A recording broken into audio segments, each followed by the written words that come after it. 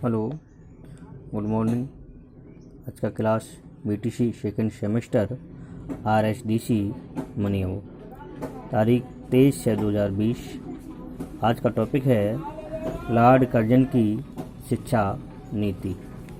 तो इससे पहले कल मैंने ऑकलैंड का विवरण पत्र पढ़ाया था। इसमें ऑकलैंड के नए गवर्नर जनरल भारत पहुंचे तो उन्हें प्राच्यवादियों के उग्र आंदोलन का सामना करना पड़ा।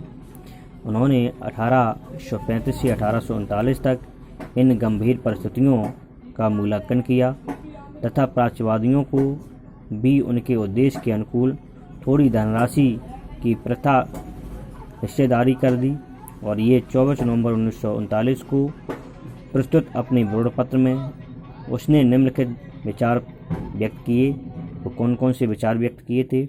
वो इस प्रकार: प्राच्य विद्यालयों को यथावत सुचारू रूप से चलने दिया जाए तथा उनको दी जाने वाली आर्थिक सहायता वही रखी जाए जो गवर्नर जनरल बेंटिक के पूर्व दी जाती थी। उसके बाद दूसरा पॉइंट बताया था उन्होंने, प्राच्य विद्यालय यदि चाहें तो अपने शिक्षण कार्य में आधुनिकता का समावेश करने के लिए अंग्रेजी शिक्षण का प्रबंध कर सकते हैं, किंतु ऐसा करने के लिए कोई प्रबंध नहीं है। नेक्स्ट पॉइंट: प्राच्य विद्यालयों में प्रवेश लेने वाले छात्रों को उचित छात्रवृत्तियाँ प्रदान की जाएं। नेक्स्ट पॉइंट कहा था उन्होंने, प्राच्य विद्यालय पुस्तकों को मुद्रण एवं प्रकाशन हेतु अतिरिक्त धनराशि की जाए। नेक्स्ट नंबर था 5वां, इसमें इन विद्यालयों में योग शिक्षकों को उचित पारिश्रमिक देकर नियुक्त किया जाए। तो कल का क्लास यहाँ तक था। आज लॉर्ड कर्जन की शिक्षा नीति। ये शिक्षा नीति 11 मार्च 1904 को लॉर्ड कर्जन ने अपनी शिक्षा नीति को एक सरकारी दस्तावेज के रूप में प्रस्तुत किया था। ये 11 मार्च 1904 के में लॉर्ड कर्जन ने अपनी शिक्षा नीति को एक सरकारी दस्तावेज के रूप में प्रस्तुत किया। इस दस्तावेज के द्वारा भारतीय शिक्षा के समस्त स्तरों पर व्याप्त दोषों की ओर संकेत किया गया था। इस दस्तावेज के निम्नलिखित शब्दों में आधुनिक भारत में थी और समाचीन प्रतीत होते हैं।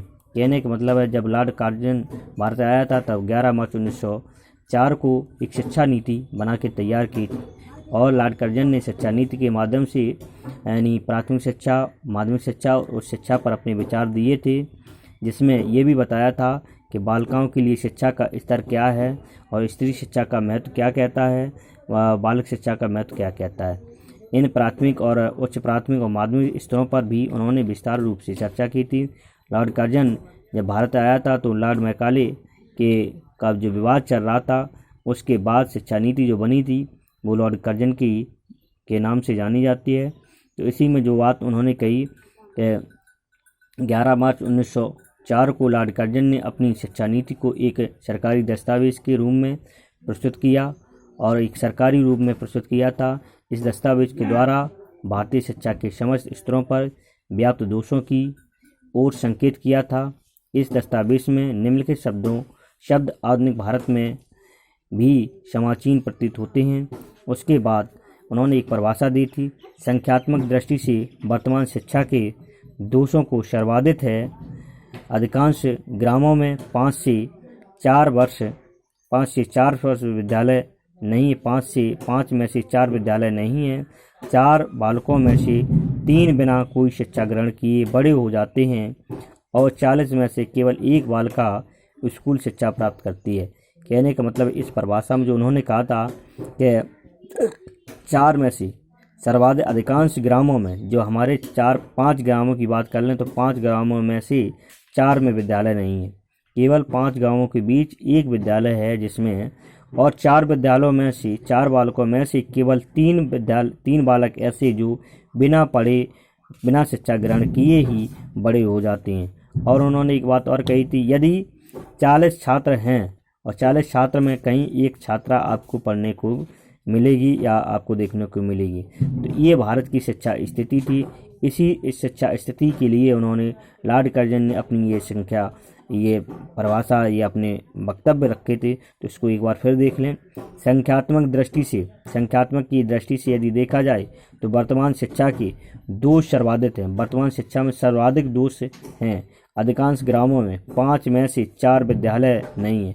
अगर ग्रामों की बात करें तो अधिकांश गाँवों में 5 गाँवों में से 4 गाँव में विद्यालय नहीं है और 4 बालकों में से 3 बालक बिना शिक्षा ग्रहण किए बड़े हो जाते हैं। यदि 4 बालक हैं तो 3 बालक बिना शिक्षा ग्रहण ही बड़े हो जाते हैं और 40 में से केवल 1 बालिका स्कूली शिक्षा प्राप्त कर पाती है। यदि 40 में से 40 लड़कियां, उसमें से केवल 1 लड़की ही स्कूली शिक्षा प्राप्त कर पाती है। तो भारत की 1904 में ये स्थिति थी शिक्षा की। तो इसके आगे आपको नेक्स्ट डे में अध्ययन कराया जाएगा। ओके, धन्यवाद।